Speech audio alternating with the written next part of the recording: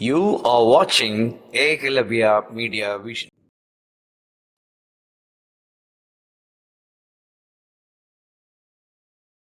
Now we are following Dashratha. Ayodhya is the capital of Kosalam, and Ayodhya means a place where there is no war. So peace. That's very, very important in spiritual life. You should be peaceful with yourself. Then only you can be peaceful with other people, with the society, or with the humanity itself. So peace is essential in starting a spiritual life. Now, we know that Dasharathan had 3 wives: Kausalya, the special intelligence; Sumitra, friendship with proper people; and Kaigeyi, the management quality, the ability to administer things. Well, Dasharathan was sad. In spite of all these things that he has, he was sad because he didn't have a child. Then he consulted his guru, Vasishtha.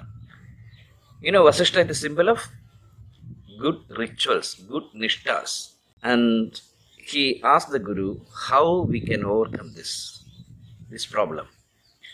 Then Vasishtha said that we should try to conduct a great yagam. That yagam is called Putraga Meshti.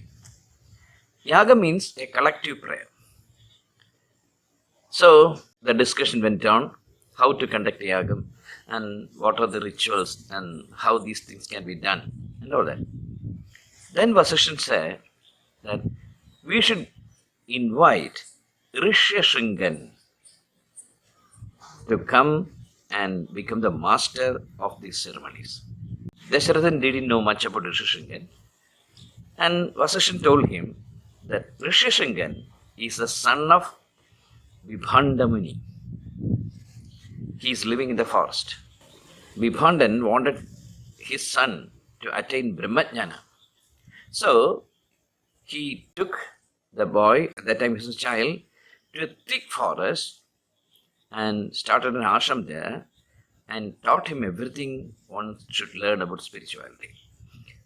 He never allowed Rishyasringa to see any woman.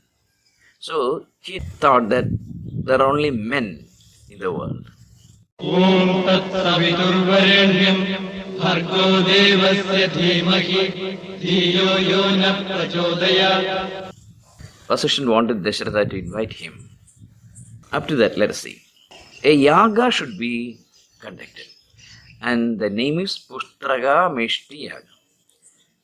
The desire for getting a putra.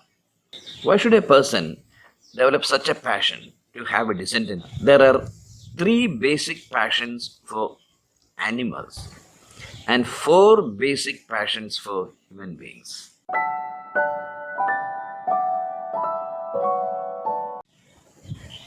Eating, mating, and nurturing are the 3 fundamental desires of any animal. The animal is hunting for food, that is eating. Every animal does it. Then mating with his spouse. Animals fight only for these 2 things usually. That quality is mostly found in females. And the passion to nurture that passion is in almost all the animals.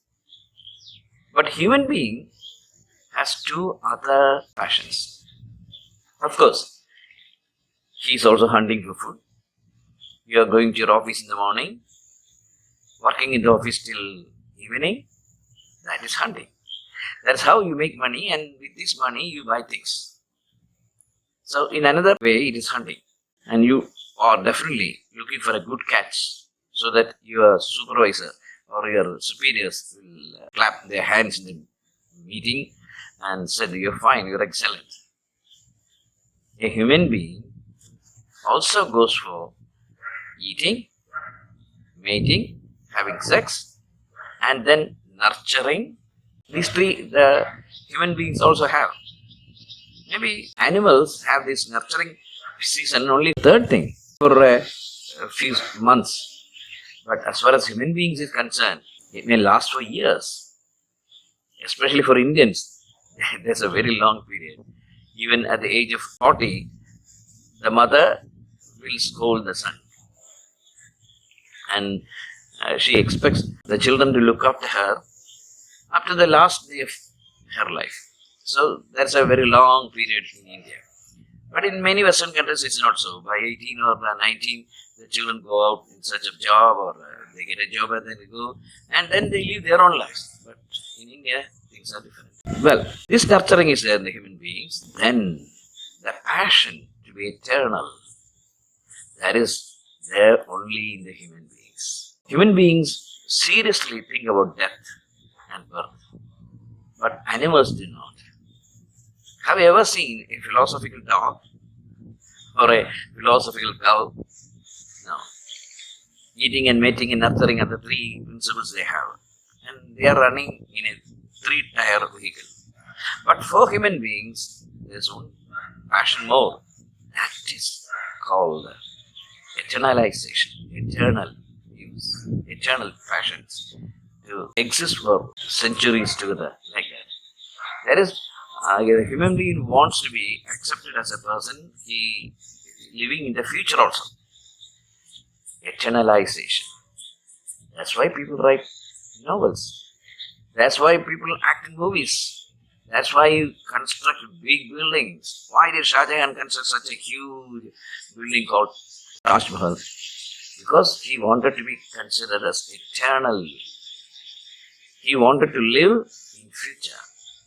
Even now, when we go to see Taj Mahal, we point to that big building and say, oh, there is built by Shah Jahan.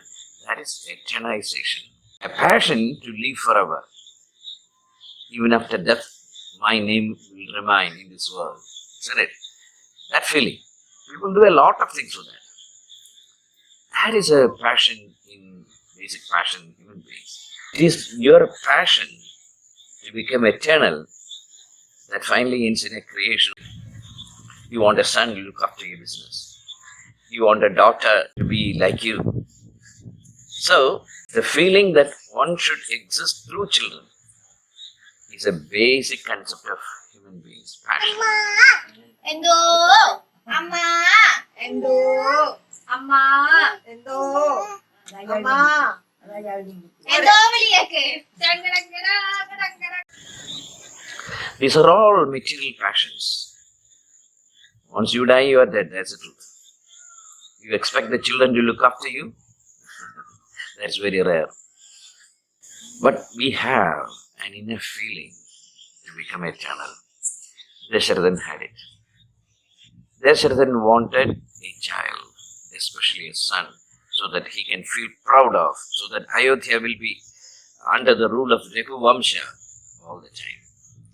But he couldn't. Then Vasishtha advised him to go and invite Rishyasringa to come to Ayodhya and give leadership to this researcher. Why did Valmiki call this man Rishyasringa? That's very, very interesting. Rishi means, all of us know, is saint. Shringam means the top part of a mountain. In short, a great Rishi. Rishi as high as the mountain top or peak. And his father's name was Vibhandan. That means a person who has no liabilities. Vibhandan, no bhandams. So, Vibhandan was a person who has completely living in a different plane of life. He had no attraction towards the world in any way. That's why he is called Vibhandan. He has no liabilities.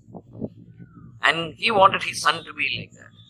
So he took this boy away into the forest and was living with no knowledge about worldly things. He never knew what is sex and what is a woman and what is love and what is marriage and all this.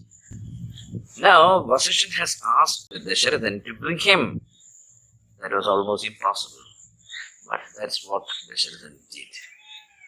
And he came and he conducted the yaga.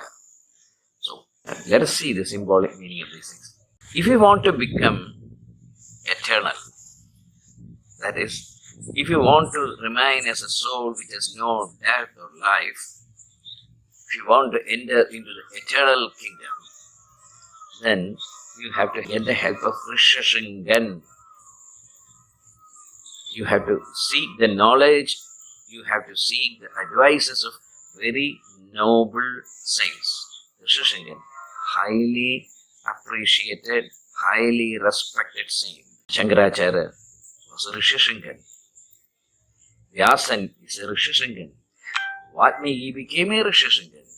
And so many saints are there who are highly advanced in spirituality. A sadhaka has to go and meet them and talk to them and spend days and nights with them and understand the way of spirituality and all that. Then they should be people who have no attachment towards the worldly things. That's why the character is called Vibhandan. There are many people who possess to be great gurus, but they are all people sinking in materialistic passions. They want a lot of money. They will dress up like a film star and they will travel in Lamborghinis or whatever that is. And they will be spending a lot of money on them. And they will say that they are great saints. No saint in this world can live like a rich man. Every saint, every true saint will be living in a very simple manner. You live in a simple manner and you talk about high things, it's okay.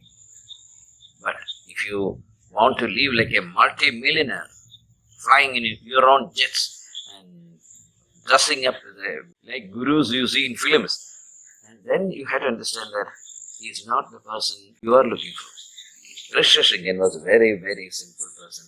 And his father Vibhandan was a person who threw away all the materialistic pleasures and all the materialistic identities. See, one has to become very simple. One should not identify with anything in this world. If one identifies with anything in this world, then what does that mean? That means that he is not simple. Why should sannyasis develop all this jada and all this beard and all this and wear great drachams and walk with majestic style and all that? Why should? What is the necessity for that? Can't we live a very simple life? Yes, we can live a very simple life. A sannyasi's life should be very simple. He cannot become a rich person. So, that is Vibhandan and Rishyasringa are now coming to Ayodhya to conduct the Putragashmishti Yagam. Dasharathan was totally happy that they agreed to come and Putragashmishti Yagam started. Let's see what happens the next.